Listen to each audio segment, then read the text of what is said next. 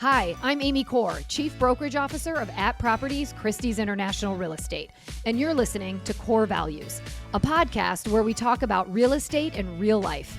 As someone who's worn many hats, agent, managing broker, coach, executive, and mom, I know the hustle is real. So I'm sitting down with industry leaders and entrepreneurs to uncover the stories, strategies, and values that fuel real success.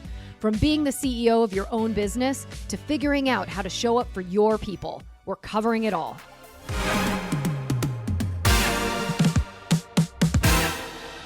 Today's guest started his real estate career while he was still in college. 2 decades later, he's seen this business from just about every angle. As an agent, a managing broker, and now coaching over 3,500 agents. Paul Blackburn has been with @Properties Christie's International Real Estate since 2010, most recently stepping into the role of EVP of Culture and Agent Development. In this episode, we talk about why 2026 could be the start of a new era in real estate, what agents should be doing to take advantage of it, and tactical ways to grow your business right now. Stick around for Rapid Fire, where Paul reveals the wildest things he's ever seen at sea and where to find the best martini in Chicago.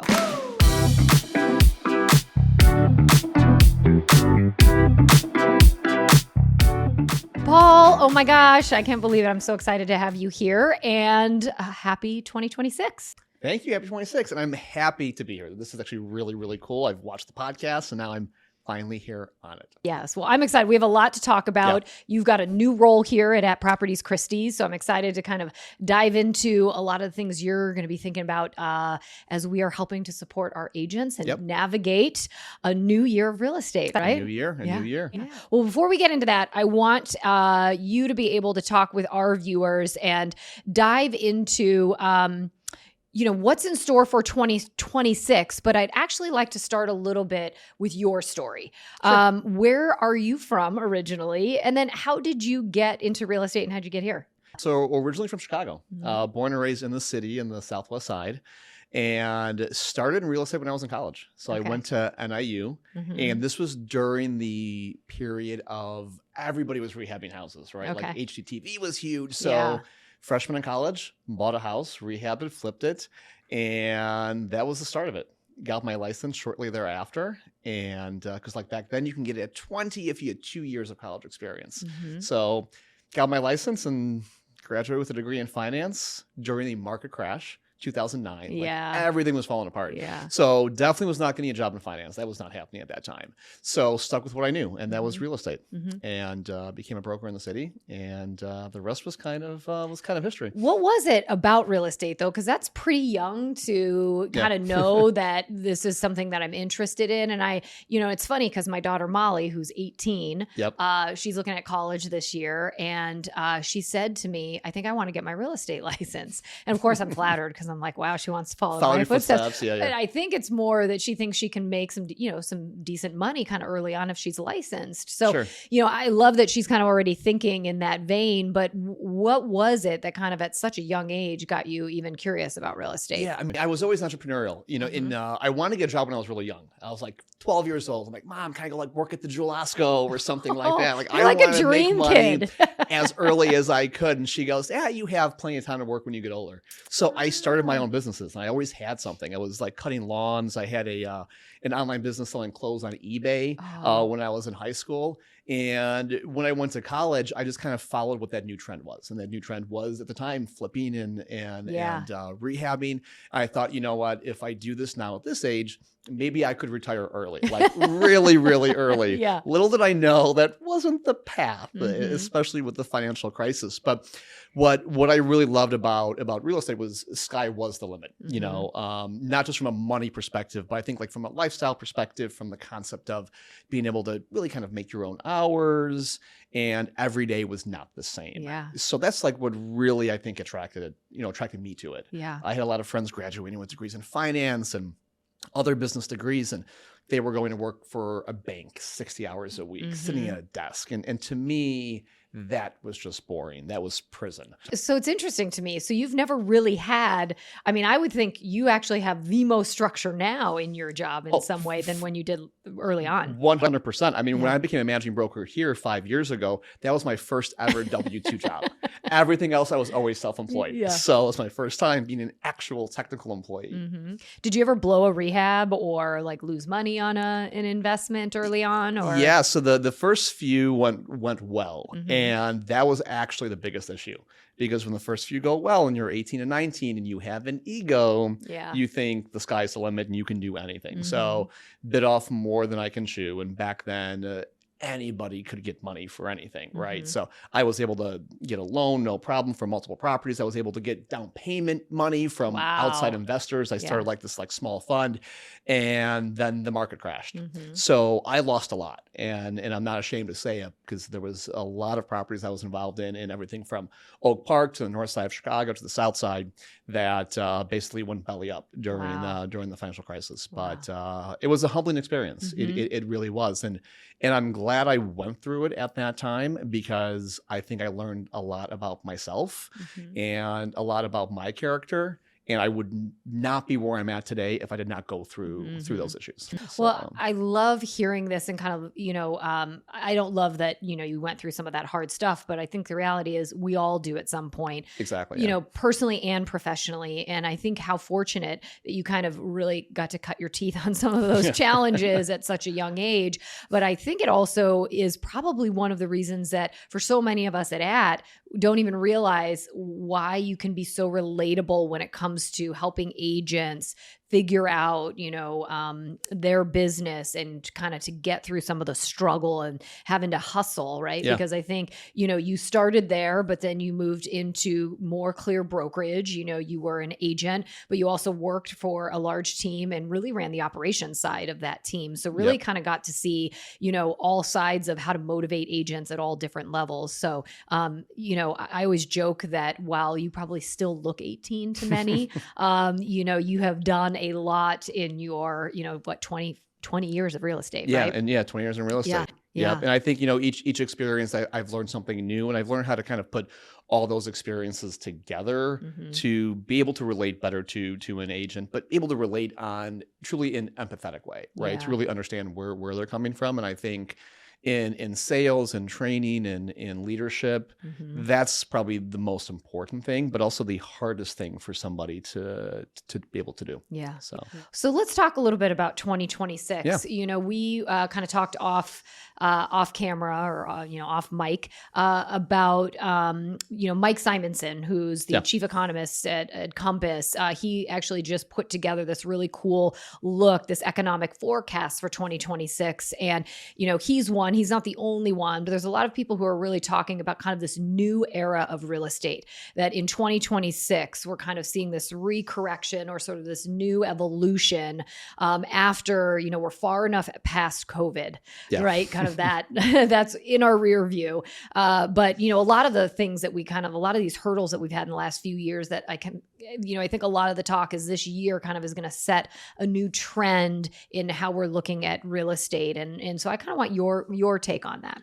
Yeah. One, I thought it was an excellent piece. I mean, really detailed. So we can, go into the stats for forever. But I think if we look at the state of where we're currently at, we really are through a lot, and, interest rates have stabilized, right? And if we go back a few years ago, there was always that talk of, well, when rates come down, we are finally in the new normal, and the market and everyone has pretty much, accepted that. We went through the NAR changes, right? And as much as that maybe didn't impact the consumer in a large way, it did, because it impacted our industry and the way that we were maybe hesitant to interact with consumers at that point in time. Right. And, the other thing too is that because interest rates have stabilized, I think we're finally at a point to where people are no longer saying, I am going to wait for rates to come down. they're moving on with their lives, right? They have these life changes that have happened, and those life changes are more important than holding on to their 3% interest rate. So it doesn't mean that we're going to see a whole flood of inventory, but it means that I think we're finally getting to a point to where agents are able to look at their business in a holistic way and really understand what's probably to come in the next 12 months, next 18 months, and really start strategically planning for it versus thinking, oh my goodness, what new changes are going to happen that I'm going to have to go ahead and fight off and be reactive. We can now be proactive. Yeah. And I think, we've always talked in the past too about this idea for agents to kind of market proof their business. Yeah. Because the reality is there are going to be market ebb and flows. There's going to be things that are happening that are really sort of outside of our control, right? But there are a lot of fundamentals that really can kind of stay the same for an agent. And, I think those agents that have really been kind of practicing that through the last 5 years are, in a really good position. But I also think, over the last 5 years, and I think in any business or any industry, there's always change and there's always growth. And I think what I've noticed so much about our agents here at, and I think it has a lot to do with, leadership, but our focus on really training and developing our agents is you have to always be learning your craft because it's going to change, because people evolve, the consumer evolves, right? We're kind of hitting into the millennial world and, Gen Z, it's all changing. So, I think you kind of have to always sort of be growing. One of the things that I thought was interesting in that forecast was, and I want your take on it, is Mike talked a little bit about, all of the different dynamics at play. Yes, inventory, we're going to see maybe that we're going to be able to free some of that up in different pockets, right? You look at California, Florida, they're very different than here in Illinois. So it is still a micro market game. But he also talked about how income or salaries were going to start increasing. And for the first time ever, that was going to play an impact. So I was just curious of, what you thought of that. Yeah, it's an interesting stat. And I also just heard Lawrence Yoon, who is the chief economist for NAR, mention that same exact stat that salaries are actually increasing above home prices, above the increase in home prices. And we really have not seen that in quite some time. So when we think about housing affordability, that plays a large role. And the other thing that he mentioned too was really looking at the amount of equity that homeowners currently have. And I think that's a massive thing that a lot of the population doesn't really think about. So if we go back, let's say 10 years ago, the average home had around 30% equity. And right now it's hovering just over 50%, around 53% equity. So that's huge. And what that also means too is that if you are sitting on, let's say, a lower interest rate, and you were before thinking, all right, do I really want to move up to a 6% interest rate or 6.5%? Well, because of the amount of equity you now have in your home, you're not maybe taking out that large of a loan. So the impact to your finances because of that higher rate is less. So, and that's what's going to help really free up some of this inventory going forward, really across the board, kind of regardless of what market you're really in. Yeah, because, when you take a look at it, if somebody was got a loan, let's say 6 years ago, and it was at 3%, or they financed it into that, and, they were having to pay off $600,000, right? Well, over the last 6 years, they've been paying down that principal amount. So when you are going and getting a higher rate, one of the loan officers I talked to said, they'll go and refinance, but now the loan is only going to be $450 or $500, whatever the number might be. So when you re-amortize that over 30 years, they're paying sometimes the same with a higher rate, right? But what I love about that is these types of things allow the opportunity for agents to reach out and have conversations with those clients, right? Completely, because a lot of times the clients are simply they're not thinking about it, and it's not that they don't necessarily know, they haven't taken the time to actually look at it. It's just not what's top of mind for them. So it's our job as agents to go ahead and do that and have that conversation. Yeah. I mean, the truth is they don't think about it. I've been at cocktail parties where somebody's like, we haven't refinanced for 6 years. And I'm thinking, oh my God, that's like a 1.5%, back in the day, it was like, that's a 1.5% drop. Yeah. You need to talk to somebody. Exactly. Yeah. So if this is the beginning of a new chapter for housing, what do you think agents should be doing right now to take advantage of it? So I think, right now, agents, in my opinion, need to be closer to their clients than really ever before. And we can talk about like all the fundamentals that they really should be doing from a marketing perspective or from maybe a business efficiency perspective. But I think the one thing we realize, as we were just talking right there, is the fact that the clients are all in a very different position. So you can have two homes on the same block, and you can have one person sitting with a lot of equity with a 3% mortgage, and then you can have somebody else in the same exact home that might be paying almost double in their mortgage because they're at 7%. They have less equity because they bought at a higher price point. And the way that you communicate with those clients, the way that you reach out, the way that you provide value is very, very different. So in order to be impactful, I think it's up to the agents to really, truly understand where each client is at in their stage of life, really where each client is at and what they need for finances and stuff along those lines, and be able to find unique ways to go ahead and provide value that meets that client exactly where they're at that point in time in their life cycle and what they're looking to truly do. Yeah, I love that. I also think that there's right now the housing message is confusing to the consumer from the outside looking Very in. much, You know, like when I talk to my family or a friend that, you know, isn't as close to it as us. And I actually think that that provides a ton of opportunity because when it's confusing, there's questions and they want to find out, how do I get clarity? And I think, you know, they want to look at, you know, who that trusted advisor is. So, you know, I think it's a great opportunity for conversations, right? And it isn't just whether they're going to buy or sell, but it is, you know, have you thought about refinancing? You know, what conversations have you had? Because it's, you know, our job to help them with the asset that they have. And at some point when they're ready to move it along or trade it out for something else, we want to be there. But it's all that in between and all those other conversations that lead to other stuff. No, completely. I think like right now, clients, consumers, they have access to more information than ever before. And because of that, they are more overwhelmed. So it's up to us to kind of like break through all that, provide some clarity. And when you do that, number one, you're winning that client for life, which is great. But you're also inspiring confidence in that client, in that friend or family member to want to refer you to somebody else who is looking to make a move now. So nurturing your database and nurturing those people and providing them with great value, it's not just about capturing that business.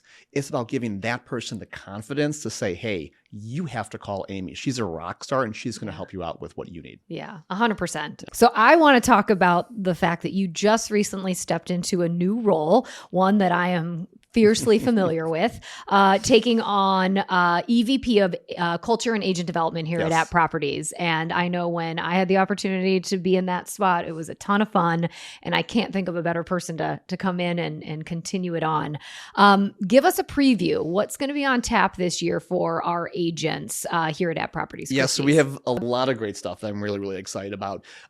Just like I was saying before about how our agents have to meet the clients where they're at, that's what we're going to be doing for our agents when it comes to training. And I think that's hugely impactful because a $5 million producer, $20 million producer, maybe a $50 million team lead, while they might be operating in the same market, their businesses are very different. And in order for them to be able to move the needle in their business, to be able to hit the next level, or even simply just refine processes, they need training and they need coaching that is specific to them and meets them where they are at. So we are rolling out 4 different training programs for different production levels this year. And while the overarching topics might be the same, we're going to be tailoring them specifically for those production levels. So if I'm an agent and I'm listening to this and it's like, wow, okay, that's exciting. So I'm going to have something that's going to meet me where I'm at. I'm $7 million, did $7 million in transactions last year. And, my goal is to kind of hit over 10. Tell me, what are some of the specific things, not necessarily the track or a group that I'm in, but what are some of the things that I'm going to be able to get? Is it going to be an opportunity to network with peers? Am I going to hear from people who are where I'm wanting to go? Like, what are some of the specifics that I can get excited about as an agent? Yes, and yes. Okay. We'll be doing all of that. One of the things that we really are excited about is really having agents learn from agents, right? So taking somebody, to use your example, that might be at $7 million and bring somebody in that just won their watch the year before and hit 15 million, and allowing them to show their roadmap and their business plan to how they were able to go ahead and get there. Hugely impactful, because now they're not just hearing it from us or from a managing broker, they are hearing it directly from a peer. Prospecting. prospecting is the lifeblood of any agent's business, but prospecting is different. It's different for somebody who is a $7 million producer versus a 50. And it's also different for somebody who might be new to the city versus somebody who has deep roots here.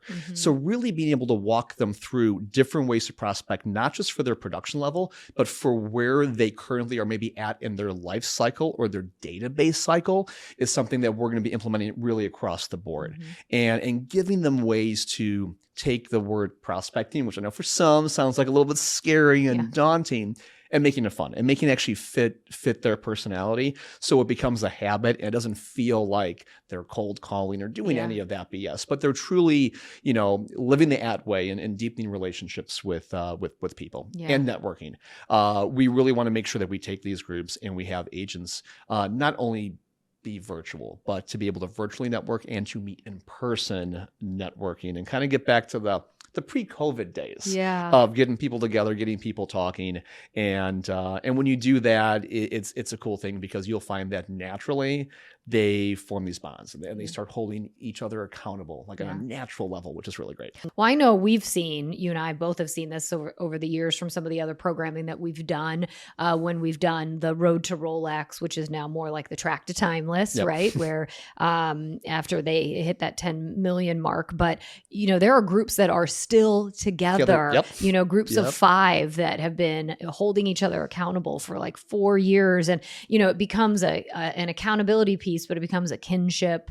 It's a bouncing ideas. Sometimes I've seen groups where they all commit to doing the same marketing plan in their region. So it's really special when you start seeing some of those relationships blossom. Exactly. And real estate's a lonely business at the end of the day. As much as we are with clients all the time and out in the public, it is a lonely business because you are your own CEO, right? So getting those people together and having that form of accountability, the form of culture is massive, And I think when they do that too, sometimes those like small groups come up with some of the best ideas and they bring them to us. And they're like, hey, it would be great if we had this as a marketing piece. Or it would be great if you did a training program on this. And we run with it, so it's a cool thing.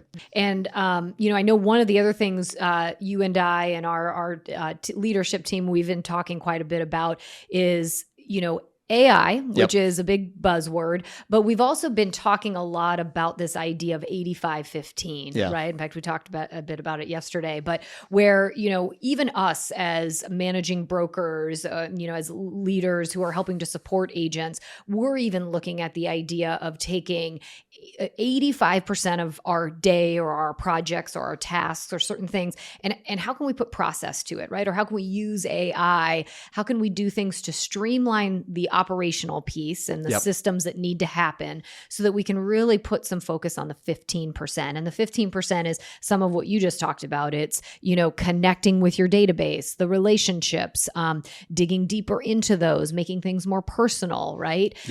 So I think that's a great opportunity for us when we're supporting our agents. I think it's also true when it's comes to them and how they're managing their time in their business.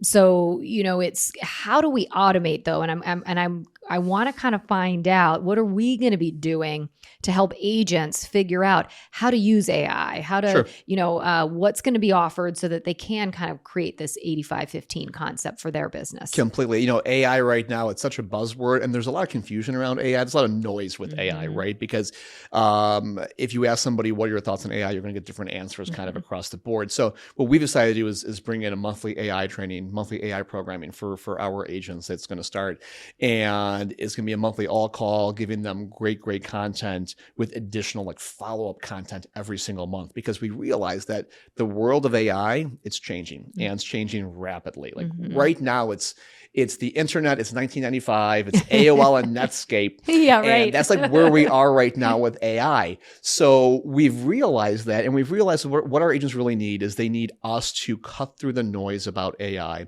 give them a foundation. What is AI? How does it work? And what are the basics you should be doing in your business right now to make sure you are on the forefront? And then from there, we build the foundation. How can you build great habits with AI? How can you use it in a personal life so it's habitual and you're comfortable comfortable using it. And then you really start using it really intentionally in your business to, like you said, to start streamlining processes, to be able to provide better value to your clients. And I think that's the great thing. It's one thing to say, hey, I'm going to go ahead, I'm going to streamline my business so I have more time. But then what do you do with that more time? Is it to provide value? Is it to be able to deepen relationships with your clients? Is it to take some time to brainstorm and to come up with some pretty cool ideas of some new initiatives of marketing or ways that you can relate to your clients? So I'm really excited for this. And what I'm most excited for is I don't know what the AI programming looks like at the end of the year because we know it will change, right? Because the AI market will change. Yeah. But what I do know is we have the framework in place and we have the experts in place to provide that to our agents no matter what happens with AI. And can you dial in a little bit on like, who are we getting to come in and really help? And will this training include, these are the programs that you should use, this is how you should use them? Like, do you have, maybe you're still cultivating that, but. Yeah, so we're still cultivating some of it, but so we're bringing in someone named Mark Niederman. And Mark Niederman has a real estate background as a broker, which is great, and has recently, actually not recently, like over the past years, developed a phenomenal AI company that really focuses on number one, how do we get our agents out there to make sure that when the consumers are searching for them, whether it's a referral and they're just looking up the agent's name, or someone searching, find me the best broker to list my 2-bedroom condo in Lincoln Park worth $500K, who should I reach out to? That's really his business. So he's really going to be making sure that our agents show up in the absolute best light, on top of really keeping our agents up to date as AI really starts to change.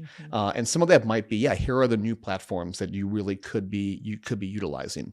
Here is now the way that AI is scraping data from the internet, which might be different, let's say in May, than it is right now. And just really making sure that we are giving our agents up-to-date information as it starts to change.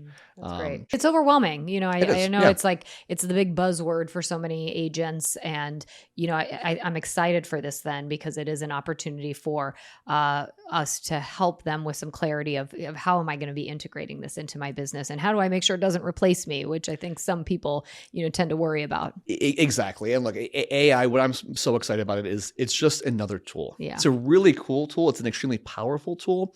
But you have to learn how to use it. If you're not using it in the right way, it's going to fall flat. So our goal is to make sure that our agents are able to use it truly in the right way in their business, but also in their personal life. So they really start building great habits with AI, and they start to see and create opportunities to use AI in their business because they're so ingrained in using it. Yeah, no, I love that. There's a lot of great stuff in store. So if you are listening out there and you are an At Properties Christie's agent, there's a lot of good stuff for us this year. There is. We're going to have fun. We're going to have fun too. So, I'm an agent. It's January. I might be raring to go. I might be, stalled in second gear right now. What are the biggest opportunities, or really, I'd rather ask this. If I'm an agent and I say to you, Paul, what are 2 things I can be really doing right now, given 2026, to kind of get my business going? 2 real tactical things. So I think for tactical things, I think it's going to come down to number one is you pick up your phone and you literally call or text every single person on that phone, and you connect with them, but you connect with them in a way that's either doing one of 2 things. One, providing some sort of value if you have not spoken to them in a while.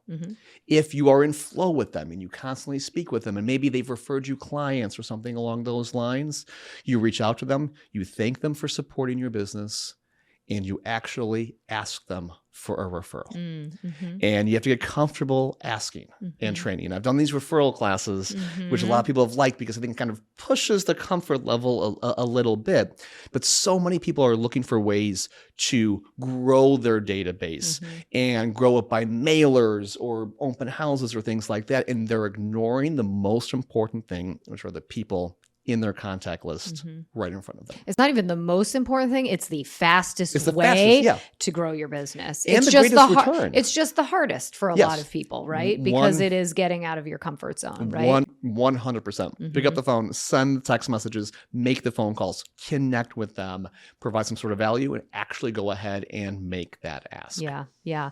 And that is probably an answer that you could have asked somebody in 1996 and it would have been the same. Maybe you couldn't text somebody. Couldn't text one of them, but it would be the age old, pick up the phone and, start reaching out to your people. 100%. And here's the other thing too. Like, the stat is what? Every client, every person out there knows like 6 realtors, right? Are those other 5 picking up and calling your friend or your past client, right? They're probably not. So you get the opportunity to be the one person that they know that's actually picking up the phone, making that phone call, providing value, and making an ask. And then one other thing before we get into the fun part of rapid fire, but social media, it's not going away. It's still there. Now it's 2026. And I know I've talked to some agents who are kind of say, well, maybe this is the year where I'm going to kind of double down. Thoughts on social for 2026? Just get out there and do it. Like so many people. Come on by now, right? It's like so many people overthink it. They get analysis paralysis with it. And the way I look at social, at least for me, is this. It's a chance for your personality to shine and for people to hear you, see your face, and actually have a personal connection with somebody when you don't have enough time to have a personal connection with everybody, right? If you think about the amount of views you might get on a video with the people who know and like you, right? When's another chance that you actually could get them all in the same room and have those conversations or be able to speak to those people? So I would say just get out there and do it. Stop thinking about the way you look, the way you sound, and just do it. I mean, one tip that I would give to people regarding social, because our whole team here has been talking about it for Corr Values social, like for mine, but don't worry about people following you. Because the reality is, even if they don't follow you, odds are they may still be seeing you and watching your content and seeing a moment of you. So it's like if you don't post anything, there's nothing for them to take a look at, right? But if you actually put something out into the universe, you don't know who it's going to hit, when it's going to hit them, and what kind of reaction. Exactly. You have nothing to lose, only something to gain. So that's it. Yeah. Well, these are all amazing tips. I have to say, I am so excited to see what you and your team, Angela, all of our marketing we have strategists, a phenomenal team, Irma, so I'm excited. The whole crew, Laura. So it's gonna be a great year. I'm really excited. For sure. Thank you. I appreciate that. Yeah. Well, we can't let you go just yet. I know. We've got a little fun part. Questions. This is where we really get to know Paul. Lord. Yeah. We learned that he used to flip houses back in the day, but let's really find out, because this, my friends, is a rapid fire. Last call with the Martini Man. Yes, that's right. I do like that title. I do like that. All right. First question. What is, if you don't know this by now, this gentleman does like martinis, but what is your go-to martini order? And which Chicago restaurant nails it every time? All right, so go-to martini order is really simple. It is Kettle One straight up, so Kettle One vodka over ice in a shaker, shaken. That's it. No vermouth, nothing like that. Okay. With a lemon twist. Okay. So very, very simple. For restaurants, I think, so I live basically like on Rush Street, right? Like that's my neighborhood. So the Bellevue is where I'm at all the time, getting my martini there. You'll find me there at least like 3 days a week. And then I'd say like Gibson's is the other spot, right? Because you're getting like just a massive martini. And I think that's a classic. Like you don't need like any small foo-foo martinis or like a small little thimble. No. You need a giant martini full of vodka. Man, that's amazing. Well, you all heard it here first, meaning that if you need an impromptu coaching session, check out the Bellevue 3 days a week after 5:30 or 6. I love it. All right. So you, my friend, have been on not 3, not 5, but 35 cruises. 35 Just to cruises. note, I have never been on a single one. So maybe you can convert me. One of these days we'll get you on one for sure.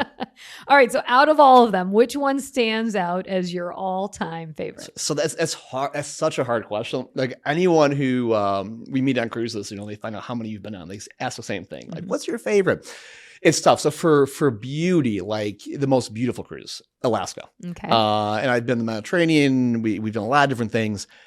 Alaska's absolutely gorgeous. There's just nothing like it. But my all-time favorite cruise, I probably would say we did a cruise from Vancouver that went up to Alaska and then crossed the Pacific to Japan. Oh, wow. And it was a 15-night cruise. And then we spent some time. 15 nights.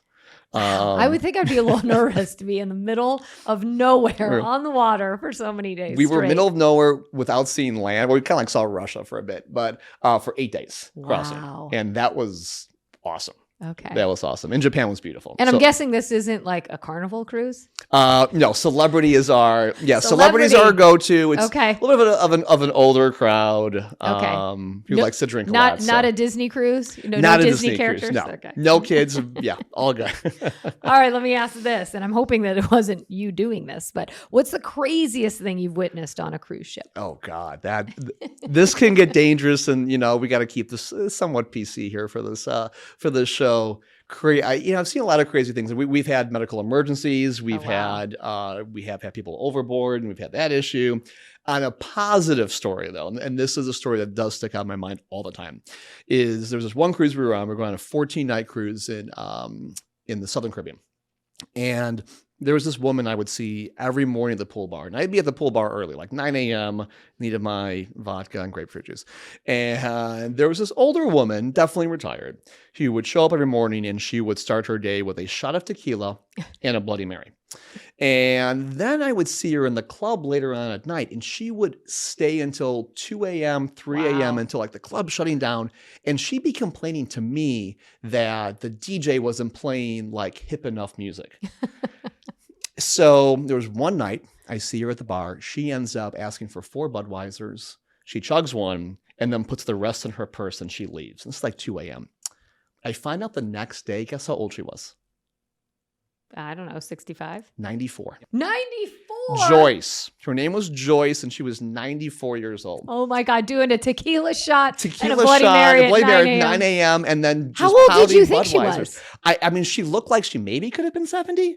And I even thought like that was maybe pushing it, but she was dancing on the dance floor. That good at 94. So I'm like, this is like my goal is to be her in life. Joyce? Joyce. Gotta be right. Joyce. We got to be Joyce. Oh my God, that's so great.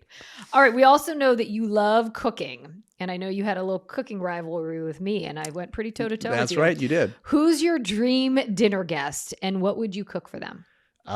Dream dinner guest. So, no longer with us, but Anthony Bourdain. So, loved watching Anthony Bourdain and was just obsessed with him. And he's actually one of the people that really got me interested in cooking, because the concept was cooking things that were maybe a bit outside your comfort zone with the travels that he would do and stuff like that. What would I cook for him? That's tough. I would have to do something exotic. He loved a lot of food from Africa and stuff like that. So I would definitely do something with a lot of flavor and a lot of spice. Fun. Yeah, he was great. If you had your own reality show, what would it be called? Something around liquor, I'm assuming, but I'm probably going to have to go with like Last Call. You started with that, Last Call at the Martini Man. I'm like, that actually sounds pretty good. Yeah. Maybe that could be like you had coffee with Amy and Kevin. I could actually roll I feel that like out. I need to have a shot ski here today for you. That's what we should. Yeah, that's what we should have had. At least like a martini or something here. I mean, it's 1:00. Yeah, right? So. way past. Yes.